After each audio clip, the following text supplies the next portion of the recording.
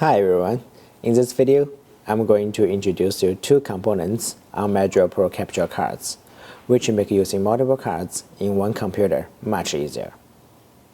First, let me explain to you why multiple cards need to be installed in one computer.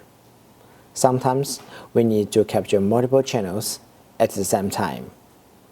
For example, if we need to capture 6 HDMI signals simultaneously, we can choose to use 3 Magewell Pro Capture Dual HDMI cards. Let me show you where the components are. The position of the rotary switch varies with different cards, but generally it is at the end of the card. You might ask me, why do we need this rotary switch? Let me demonstrate. I have 3 Pro Capture Dual HDMI cards. I set the number on the switch of the first card to 0, and 1 and 2 for the other 2 cards. Then I install them in the computer and install driver for them. I connect 6 input cables to the 3 cards and start to capture. After a while, I want to change one input. In this situation, if there is no way to number the cards, I cannot tell which one is which by appearance, because they look exactly the same.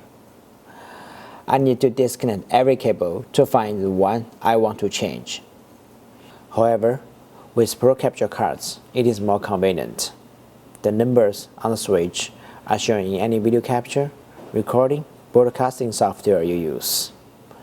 This is how it looks in Flash Media Live Encoder. Let's also have a look at the device manager.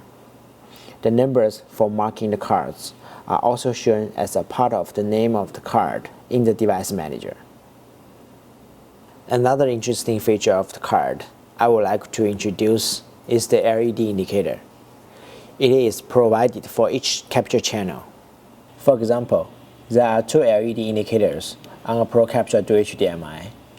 There is one on Pro Capture AIO because it is a single channel capture card. When the card is installed in the computer and gets power supply, the LED indicator will be on. If no signal is connected, it will be breathing like this. When it is working, the indicator will always be on. The status of the indicator can be set by using SDK.